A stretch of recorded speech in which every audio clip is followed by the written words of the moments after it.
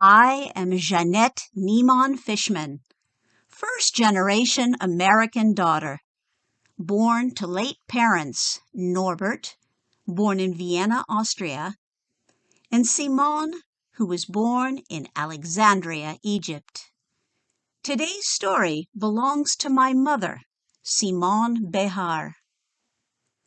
The biographical saga of my Sephardi Romaniote family blends both the written and oral accounts of Simone and her only sibling, my late tonton, or uncle, Marcel Behar. Their history, experience, and perceptions are at once individual and shared moments in time.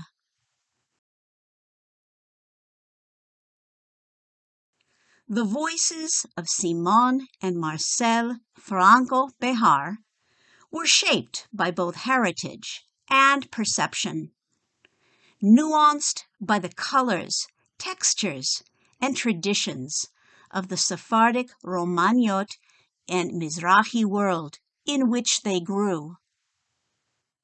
In resurrecting their precious memories as much as humanly possible through a sort of genealogy time travel and their unique lenses, I'm seizing the opportunity and honor of sharing our family history in the voice of my mother by presenting her story in a first-person account.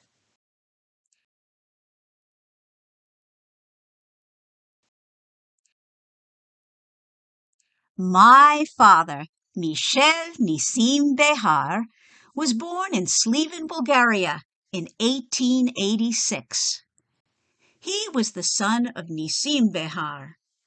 Sephardim named their children after the living. As family lore revealed, the senior Nissim got his name, Nissim, from the Hebrew word nes, or miracle, because an intruder broke into the family home and stabbed Duda, Nissim's mother, while pregnant with him. Miraculously, both mother and baby survived.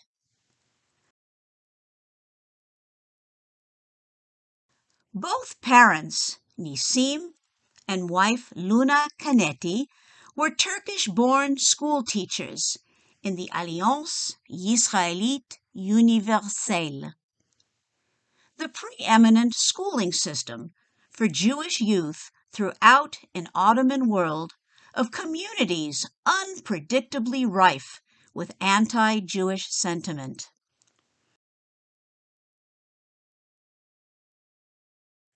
Recruiting, inculcating, and keeping young teachers in the Jewish communal fold was part of the Alliance modus operandi.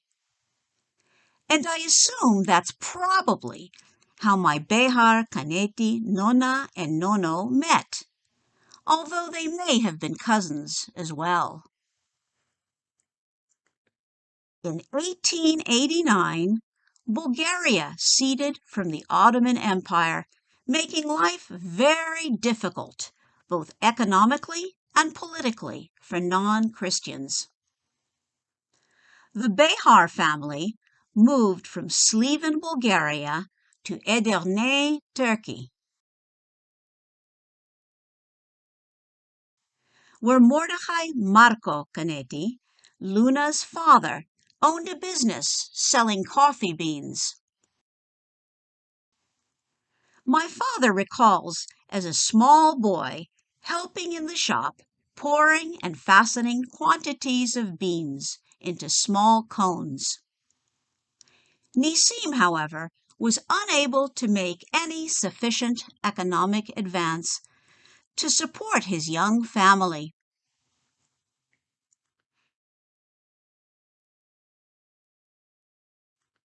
As it happened, a gentleman also named Nissim Behar was traveling through Edirne, and the two men had a chance meeting, forming a quick friendship.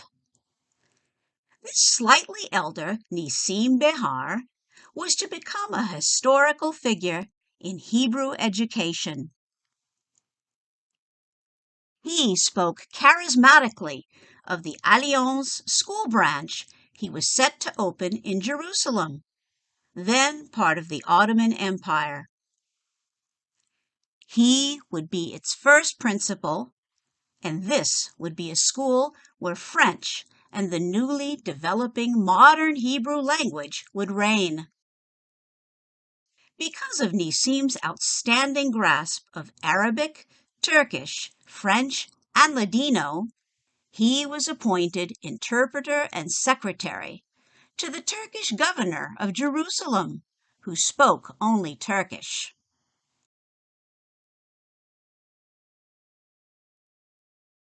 New immigrants in 1894 Jerusalem, the Behar family settled in the Sephardic immigrant enclave of Ohel Moshe, which my father, Michel, recalled as a dreary, depressing ghetto enclosed within only 2 gates. Papa, who loved the outdoors, was very unhappy there. Their neighbor was Mr. Eliezer Ben Yehuda, the man credited with developing the very first and still existing dictionary of the fledgling and then rather controversial modern Hebrew language. Papa had memories of thugs hurling rocks on a regular basis through Mr. Ben Yehuda's windows. They were up in arms that this man would dare desecrate their precious familiar tongue.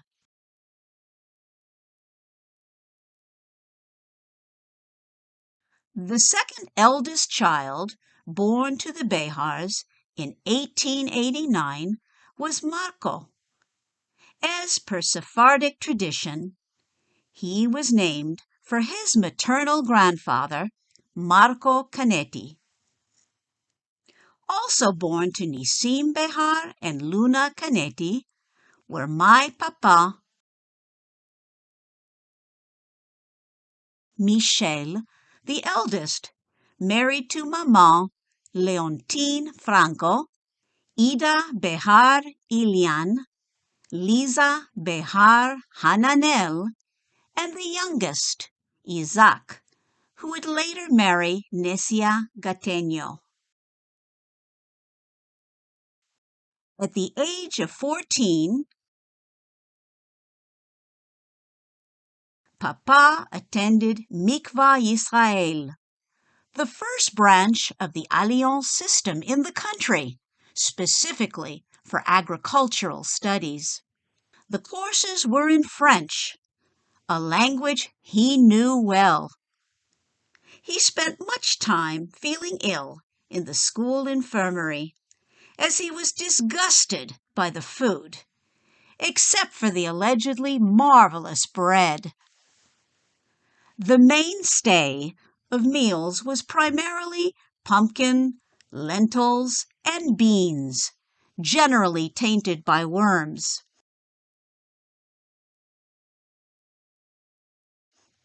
Threatened with being sent back home, Papa nevertheless forced himself to eat the disagreeable food. He exercised regularly to toughen himself and rode horses great distances without a saddle.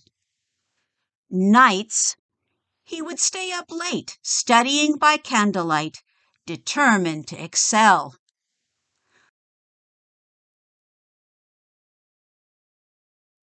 One Passover, Papa was sent to Sagera in the Galilee to train Russian immigrants in agriculture.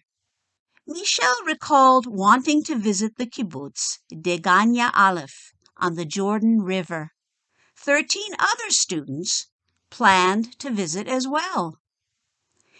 Michel felt that the only way to assign horses fairly was for the students to draw lots. While he was getting the lottery ready, the 12 others grabbed their chosen horses and rode off, leaving poor Michel alone with the worst horse. Upon his return to school, Michel submitted a paper proposing the reforestation of Palestine with olive trees. Since the land was barren, and this particular type of tree required so little water, the paper earned him a scholarship to the Paris Alliance. My papa never returned to Segura. Instead, a younger student, David Gruen, was sent there in 1906. David Gruen was later to change his name to David Ben-Gurion, the legendary man now recognized as the primary founder and the first prime minister of the State of Israel. Michel's 1904 scholarship in Paris allowed him to attend conferences and classes as an auditeur libre, or without payment. He was also allowed to sleep and eat in the Alliance Paris dormitories, where they trained teachers who would then be placed in their various overseas locations. The students at the Institut Agronomique in Paris were mainly sons of wealthy farmers. When in class, instructors would regularly quote a writer or scientist with a Jewish-sounding surname. The students in unison would derogatorily shout, "Juif! Juif! Juif!" This was a time soon after the exoneration of Dreyfus, where anti-Jewish sentiment was prevalent. Sitting next to Papa was the son of a rich landowner from the Pyrenees, who shouted with most of the others. One day, Papa told him, "Bar Navon, you ought to shut up. You're too ignorant to even know about the Spanish Inquisition and of your own Jewish ancestry. Your name in Hebrew means descendant of the prophet, a name you are clearly unworthy of." Papa would walk kilometers in the cold winters to save his transportation money for standing room only in the Gods at the opera. The Gods referred to the highest up balcony at the opera house near the roof. His thirst for a little culture included Sarah Bernhardt or Comédie Française. Later, as we were growing up, my brother Marcel and I would hear him sing excerpts from his favorite operas. In particular, Rachel Cœur du Seigneur by Halevi from La Juive. Growing up, my living alarm clock was my father singing the encore from Werther's Parezus Fille qui sommeille. Palestine was then barren and poor, with no commerce. People literally went to the Holy Land to die. After 4 years, Papa decided to seek work in Constantinople, Turkey, also known as Istanbul, where he had relatives, and to speak with Mr. Yosef Niego, who headed a Zionist organization facilitating the passage of Jews fleeing Russia en route to Palestine. Mr. Niego informed Papa that on that very day the Balkan War had just erupted, and he would best make a hasty exit so as not to be drafted into the Turkish army. It was the eve of Rosh Hashanah, and the relatives were all in synagogue. Michel packed his suitcase, deciding to leave as quickly as possible, without even saying goodbye. At the harbor, he bribed a Greek man to row him out to sea in his small boat. There, Michel jumped onto a larger ship, concealing himself in the cargo area. The ship was the Romagna, bound for Alexandria, Egypt. When they were further at sea, past the Dardanelles, Papa went on deck, trying to keep a low profile. However, the ship's captain took notice. And by a most peculiar coincidence, the captain recognized Papa as a young student who had once been asked to usher him around when he had visited the Mikvah Yisrael campus some years before. The captain had been fascinated by agronomy as his uncle was the Minister of Agriculture in Romania. Papa asked the man if he could please inquire with his uncle about the possibility of a job in Alexandria for a qualified agronomist. The captain apologetically responded that his uncle would not be willing to help a Jew. However, the captain provided Michel with a first-class cabin for the remainder of the voyage. In Egypt, the royal family had grandiose aspirations. They had income from the Suez Canal, and they had built many palaces, including one, Abdin, a palace larger than Buckingham Palace. They had accumulated mounting debt to European bankers. When the Khedive, or ruler, could not pay back his debts, the European bankers sent officiants to Egypt to manage the vast agricultural estates which had been mortgaged. In Alexandria, Papa headed straight to the Alliance School to speak with its principal, Mr. Ezrin. Mr. Ezrin introduced Papa to a landowner who wanted his son to receive agricultural training in Upper Egypt. Papa accepted the position, remaining there for only 6 months, but then gave up as the heat and isolation were unbearable. Michel was then introduced to Mr. Mosseri, who owned land in the north of Egypt. Mr. Mosseri hired him for only £4 per month.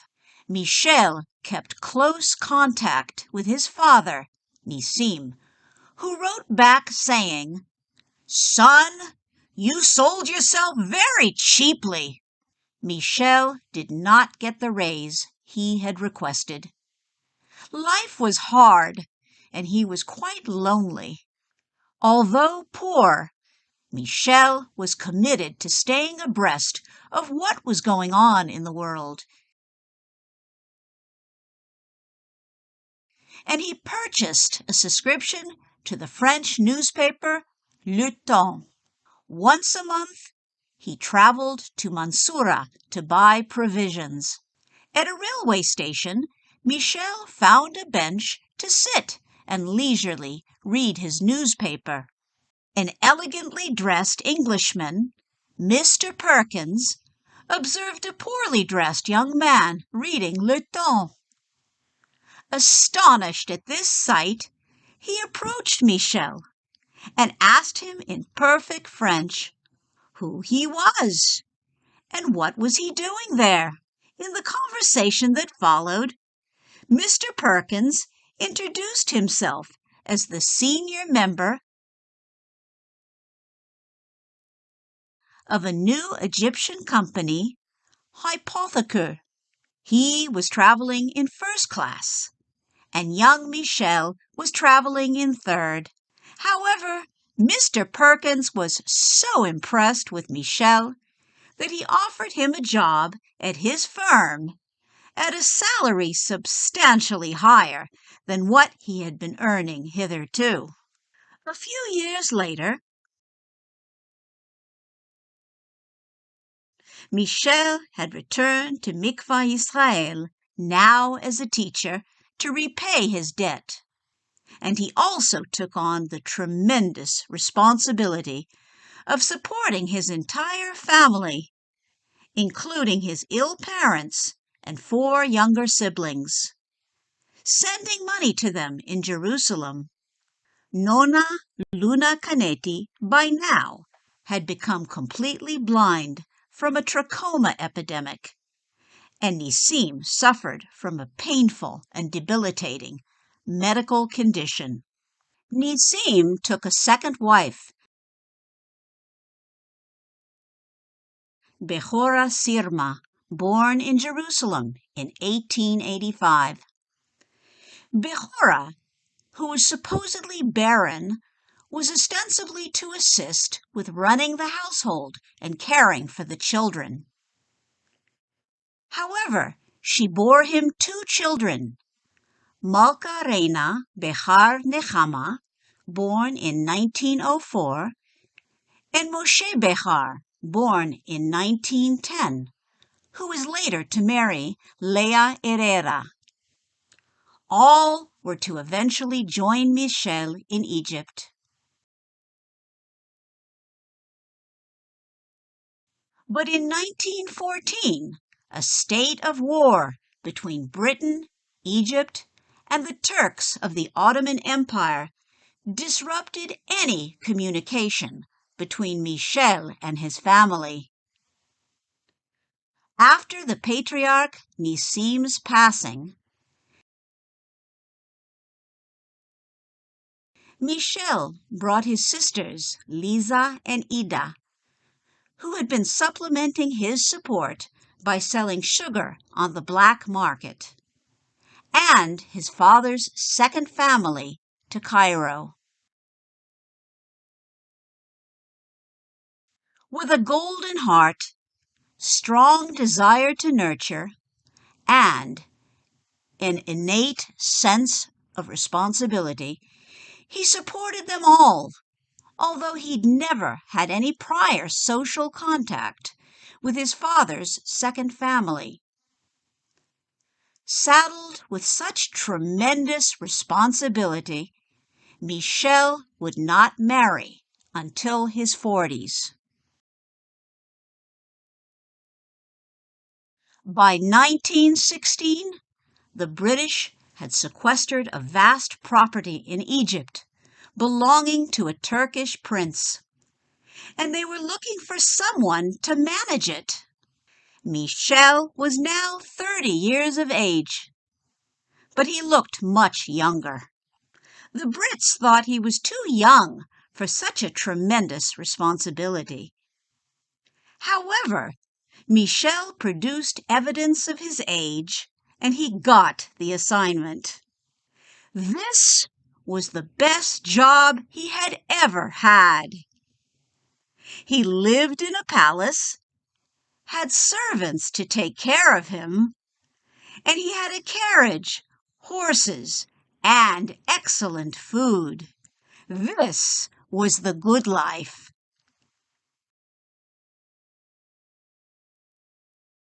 Aside from his professional skills, Michel had to be a mediator and a politician. He instructed his employees to always be on the very best of terms with neighboring farmers. One of his local managers had agreed to neighbors who once asked to lend them a tractor. The neighbor then complained bitterly that there was no fuel in the tractor. "You're welcome to borrow it, but you'll need to supply your own fuel," said the manager. "What? Put fuel in a machine that's not even ours?" "We don't want your tractor," replied the furious neighbor. That night, gunshots were heard, and a night watchman approached to find fuel had been poured around the shed where the machines were kept. Michel had to make an emergency trip to the village to make peace. He made the sole decision to provide the neighbors with both the needed fuel and pay for the fuel ignited in the fire.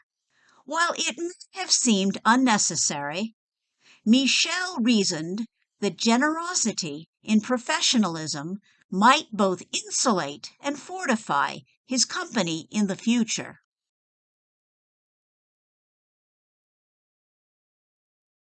My maternal nono, Marcos Franco, was born in 1871 in Chania on the Greek Isle of Crete. He was a handsome and very macho man who unfortunately, like his father, was a womanizer. He had trained in Chania to become a tailor and haberdasher of men's fine suits. And for sport, he was an avid duck hunter. He pursued and married my nonna, Rachel de Vidas. Rachel was the only daughter among 7 sons born to Esther Gaon and Rabbi Eli Behar de Vidas. Eli was born 1850 in Smyrna, Turkey.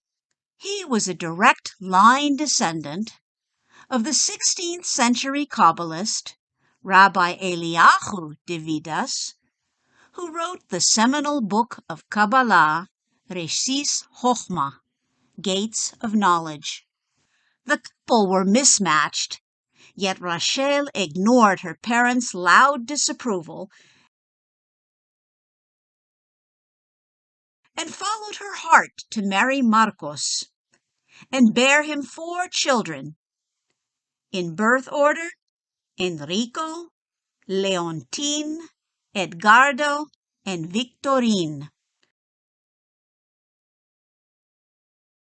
Marcos would leave the family for extensive periods to go hunting or indulge his pleasures. One day, on a whim, he decided to relocate the family from Turkey to Egypt, where the duck hunting was known to be quite good.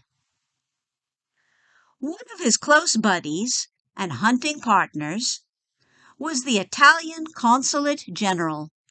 He sought this friend's help in applying for Italian citizenship and obtaining visas for the family. These would ease immigration to Egypt. Shortly after arrival, the couple split up, with Rachel residing with her daughters in Alexandria, while Marcos opened a posh tailor shop in Cairo's fashionable Tahrir Square. Marcos, with his 2 sons working alongside him, was tremendously successful in business, opening fabric mills in various international locations. He was also chief tailor to the British Army. Michel Behar was introduced to Leontine Franco by his younger brother, Isaac. My maman, Leontine, who was 19 years his junior, was bright and vivacious. The Turkish Behar Caneti family and the Greek Franco El Chai family both had Jewish roots, and they both spoke Ladino fluently. Yet the similarities between the 2 families sharply ended there. The Behars and the Canetis were poor school teachers. They were pious Jews, traditional and staid in their ways, who prized education as the highest ideal. My Cretan grand and great-grandparents were very wealthy, socially connected bon vivants in the Cretan community. They were involved in local politics, and they owned a large, thriving department-type store, I believe specializing in silks and suits. Overlooking the old Venetian harbor of Chania on the Isle of Crete, with its beckoning, distinctive central lighthouse. Marcos Franco was the son of Victoria El Jai and Aron Franco. Aron was a womanizer whose indiscretions with the wife of Chania's mayor resulted in his store, not so mysteriously, being burned to rubble. Aron died soon after, a broken and penniless man. When my papa, Michel, decided to ask for Maman Leontine's hand in marriage, he arranged a formal visit with the Francos, taking his mother Luna with him. Luna asked the Francos what dowry they would be giving Leontine. Marcos, a gambler, who had allegedly squandered his wife Rachel's dowry, replied that he had suffered some bad investments, and there would unfortunately be no dowry for his daughter. Michel interrupted his mother's demands and said, "I love Leontine. The lack of a dowry means nothing to me."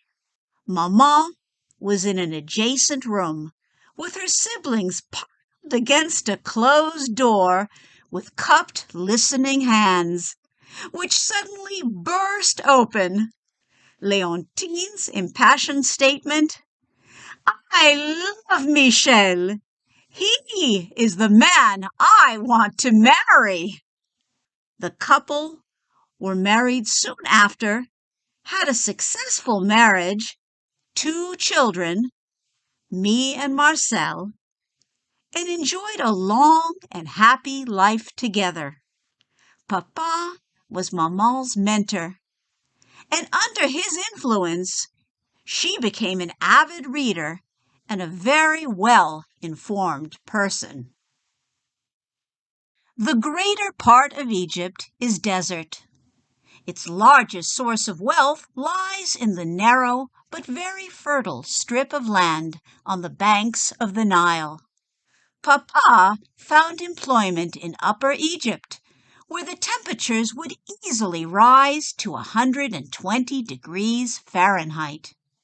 After many strokes of good luck, he was eventually to associate with the prominent agricultural firm of Simon Bonan, a French Sephardi. When Mr. Bonan retired, Papa bought the firm from him. I was named Simon in honor of Mr. Bonan. Wealthy landowners who knew nothing about land turned to my father, Michel Behar, for his scientific expertise in irrigation methods, crop rotation, modern machinery, and his abundance of overseas contacts to manage their huge estates. Despite Papa's religious upbringing, ours was a very secular household. Aside from the weddings, we attended synagogue only once a year, on Yom Kippur, and only for part of the services. We fasted, and the women sat upstairs, separated from the men downstairs. As toddlers, we were taught to recite the prayer, Shema Yisrael, by covering our eyes. Marcel had a private Hebrew teacher, Mr. Ben Tarragon, come to the house to prepare him for his tefillim, or bar mitzvah, to be at the Eliyahu Hanabi Synagogue on Nebi Daniel Street. Since I was a girl, my parents reasoned that I had no need for a religious education. At home, we spoke French, the language of the educated. The Alliance Israélite Universelle, which has a fascinating history, was at once responsible for educating most of the Sephardim, Romaniot, and Mizrahi community, as well as, unfortunately, for the demise of the Ladino language. My parents spoke Ladino when they did not want us children to understand. Despite that, I learned Ladino fluently. Although we did not specifically keep kosher, we didn't eat pork. On Passover, we ate matzah, yet joined a Seder with relatives who were more observant than us. The staple Passover dinner was lamb and rice. Rice is allowed by the Sephardim. The haroset was made with citron and dates, and our Haggadot were in Ladino. Single, unmarried women would be sent out of the room to welcome the prophet Eliyahu, so they might meet a husband during the year. On solemn occasions, sheep were sacrificed. During Tisha B'Av, the 9th of Av, which we called Yom Echa, we were not allowed to swim, lest we drown or develop boils on our skin, as the superstition went. We wore turquoise beaded amulets and the hand of Fatima, or Hamza, to protect us from the evil eye. People would be careful to balance compliments with a 5-finger gesture or a mock spitting sound, also to keep away the evil eye. Marcel felt that my birth robbed him of attention, so he took to acting out. He recalled our uncle Abramino Dahan was the only member of the family to wear a fez. Abramino was distinctively portly, and with his thick cigars, he looked just like King Farouk. He owned a scrap metal junkyard next to the candy manufacturer Nadler. A lovable eccentric, he insisted on driving his 2-horse carriage to work each day instead of a car. Whenever Marcel visited him, which was often, he could depend on enjoying a large tin of Nadler's candy from Uncle Abramino.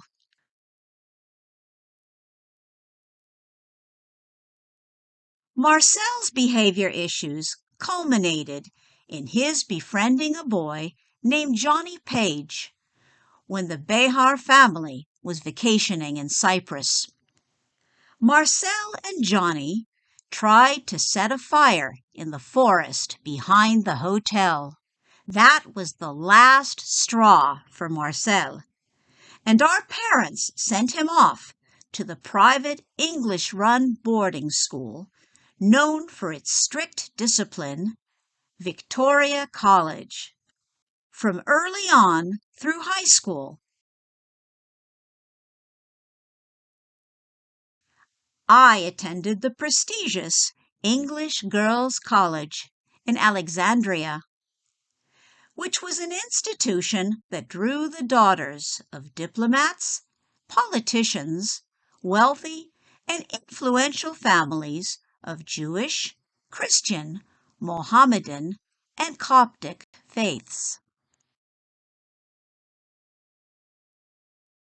My dearest lifelong friend, Josie Cohen, Josette Cohen Amhi, was also my English girls' college classmate. In the 1930s, it may have been an economically depressed period, but my papa prospered. My parents decided to build a new home in the elegant Rushdi Pasha neighborhood, near the top of a hill. They were the first among their family and friends to not live in an apartment and build their own home. The house, dubbed Villa Leontine, in honor of Maman, was 2 doors away from the home of Sir Miles Lampson, the British ambassador and de facto ruler of Egypt. The architect hired to develop the plans lived right behind the property, which was very convenient. Soon the day came for the laying of the first stone. The whole family was present as a lamb was butchered for the occasion. The blood was sprinkled on the foundation, and the meat was distributed to the workers and the poor.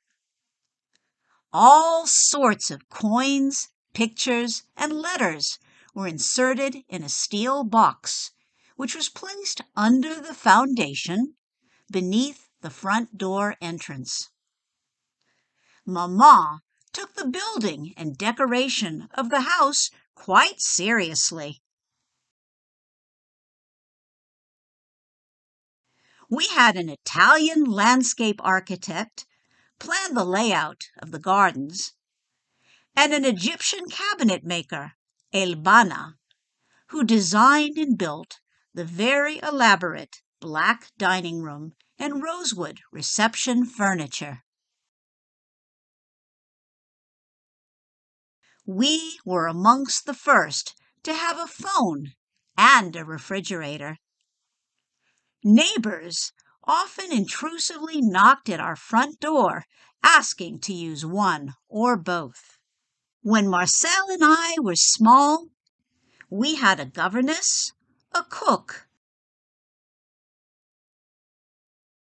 a sofragi, which is like a waiter, a butler, and a devoted Sudanese chauffeur, who was with our family from before our birth until his retirement. Omar Sharif was my brother's schoolmate, and the Ethiopian Emperor Haile Selassie's granddaughters were amongst mine. We belonged to quite a few country clubs. The Club Nautique Français, Smuha Club, a French Culture Club, and many others. I had private piano and singing lessons. We had cabins at both Sidi Biche and Stanley Biche. From the age of 12 onward, I enjoyed painting lessons with a well-known painter who was the daughter of a French baron. It was then that I realized my great passion for art, becoming a member of l'Atelier Artistic Club. And I aspired to become an artist. Of all of our servants, Asma, whom I lovingly painted, was particularly dear to our family. Maman entertained often and lavishly with endless trays of delicacies. She loved creating delicious feasts and was an accomplished cook.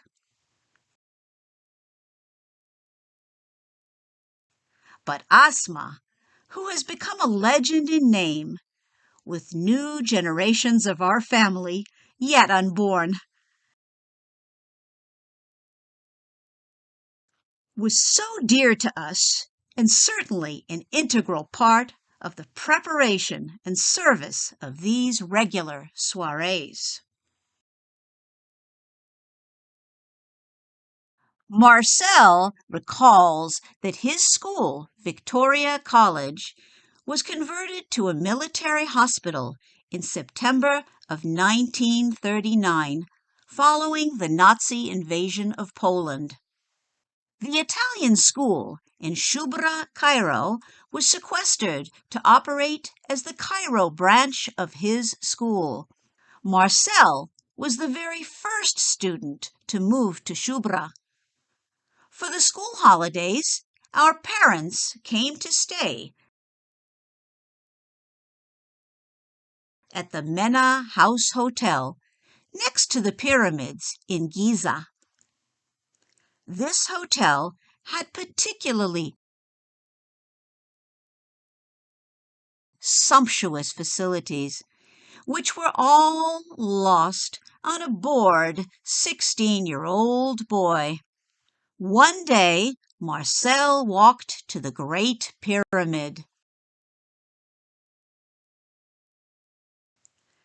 To climb it, one would normally have had to have made prior arrangements and hire a highly specialized guide. While no one was looking, Marcel snuck to the base and started climbing all by himself.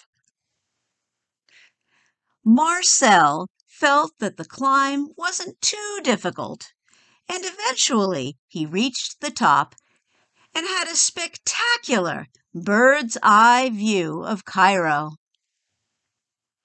Soon he saw our parents at the base of the pyramid and began to gesticulate wildly until they noticed him. This also drew the attention of a nearby policeman who ordered him to descend immediately. Marcel found that going down was much more difficult as he had to go backwards with less hand-holding facilities.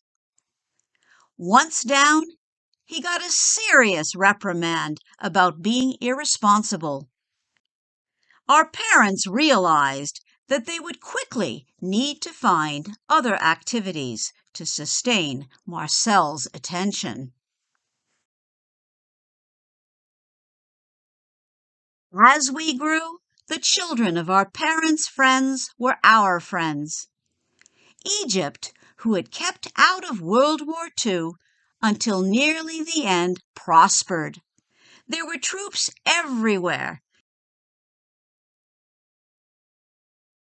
making the economy flourish. I recall my mother in tears during news of the Battle of Alamein as I was asking permission to bake cookies. After graduating high school, Marcel attended the University of Birmingham in England to study engineering. I usually went out with groups of girls and young Palestinian petty officers from the British Navy. They were mostly Jews from Germany, Austria, and Czechoslovakia who had taken refuge in Palestine and had joined in the war effort. Through them, I got my first exposure to Zionism and an inkling that our personal bubble would soon burst. After high school, I studied at the Oxford University's College of Arts and Crafts in Birmingham, England. During Passover, I was invited to Czechoslovakia by my friend Mickey Schweiger, who had been in the British Navy. His immediate family had perished in the Holocaust. He showed me all that his family had once owned, and the street where his sister had become a forced prostitute by the Nazi invaders. I met 2 of his cousins who had survived, and only then began to perceive the ugliness in the world. To our great joy, on May 15th, 1948, Israel was declared a state. Yet tragically, our jubilation was immediately destroyed. That night, my classmate and dear friend, Myra Sedbon, her parents, and many other so-called Zionist enemies of the country were taken to a concentration camp at Abu Qir. Jewish-owned businesses were looted. There were confiscations, woundings, killings. For the elderly in their barren years, who were expatriated and robbed of their lives' harvest, it felt like a trip to the slaughterhouse. Proud people, philanthropists, who had contributed to the welfare and education of Egypt, ended up in a bread line. Uncle Eli Dahan died of a heart attack shortly after, at the age of 50, leaving his widow, Tante Vicky, to manage what was once a huge business with her hands tied. This marked the beginning of the end of Egyptian Jewry. In 1956, after the Suez War, there was a sudden mass expulsion of Jews from Egypt. They were given 24 hours' notice to leave or imprisonment. They were forced to sign papers relinquishing their assets and lifelong savings before being herded onto a ship. Of approximately 60,000 Jews who had lived in Egypt in 1965, only a fraction remain.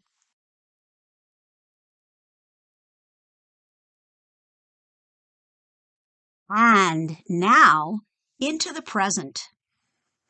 As the daughter and niece of Simon and Marcel Behar, here's our family update. My mother and uncle, Simon and Marcel Behar, were in wonderful literary company with their family, so to speak. Although they've both passed on, I'm enlightened just knowing that they were well aware of the family penchant for writing. They've certainly passed the love of storytelling and writing to several of their children and grandchildren. Other writers that come to mind from our family include, starting furthest back, Rabbi Eliyahu Davidas of Sfad, their direct line 16th century ancestor who authored the Book of Kabbalah, Reshit Chochmah, or Gates of Knowledge, the first work significantly to be published following the Shoah.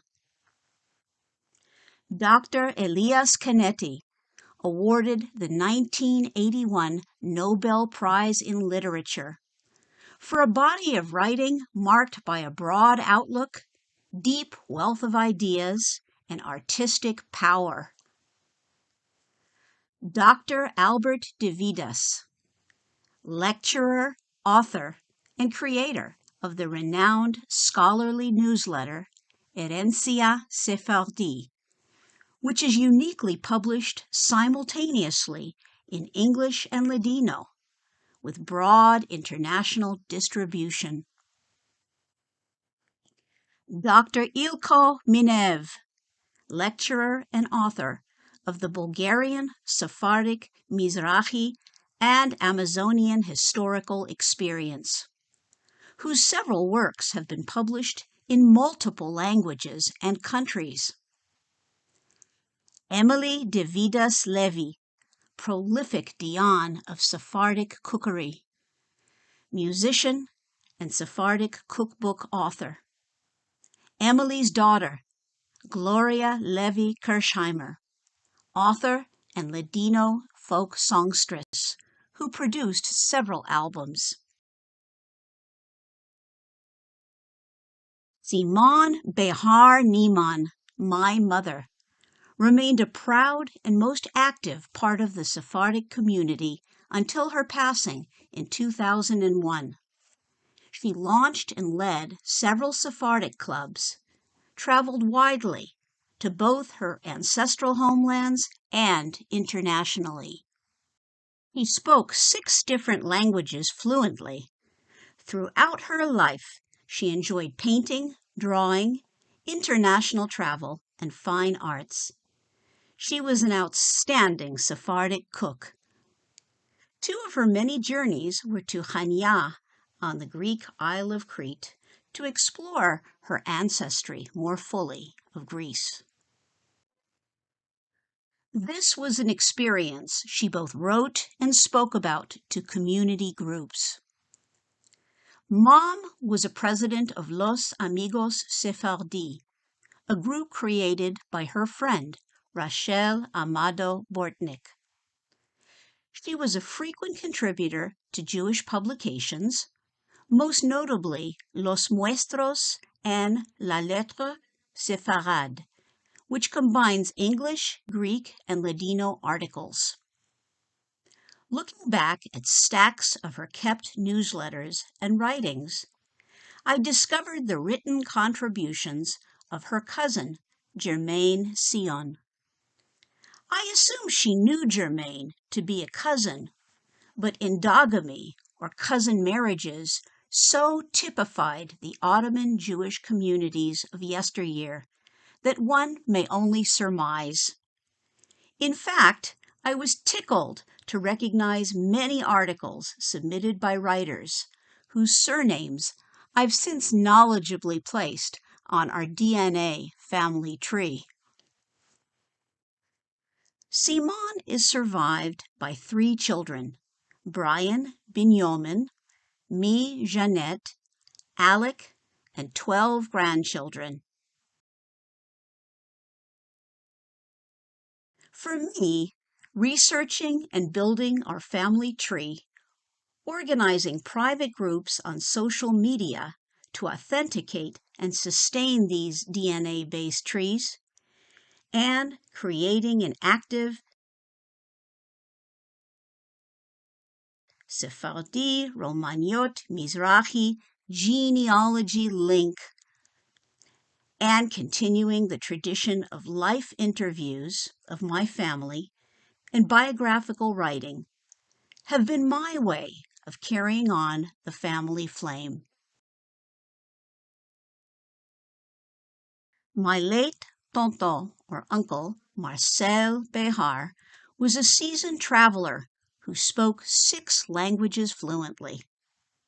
He and a buddy were granted permission from King Farouk in 1948 to be Egypt's first participants competing in the downhill sledding Winter Olympic competition in Sweden.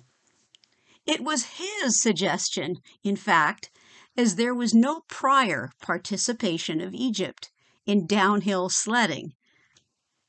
An amusing aside was hearing from Marcel that he and his friend thought that this would be a splendid opportunity to meet some attractive female athletes.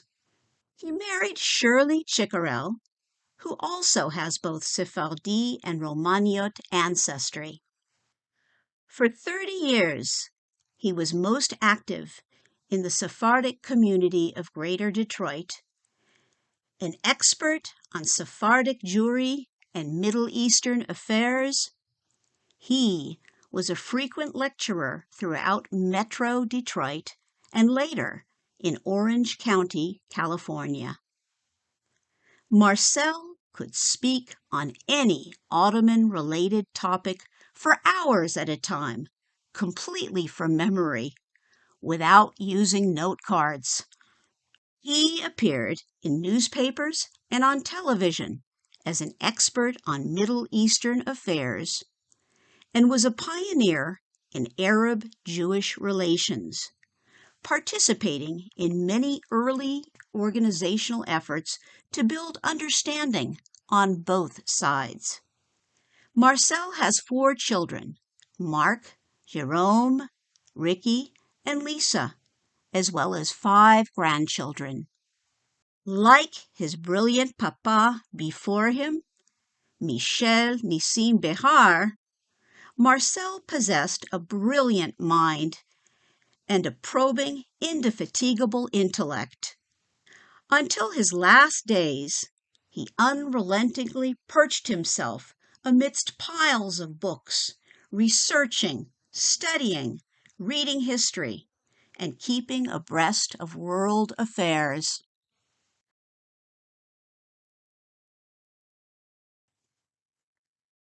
The calendar year is 2021.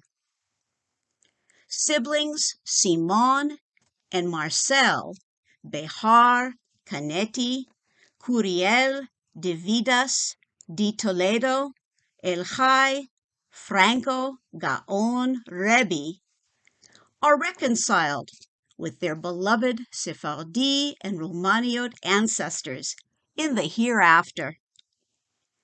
However, they have achieved a precious immortality with this sharing of their thoughts, their voices, their legacy.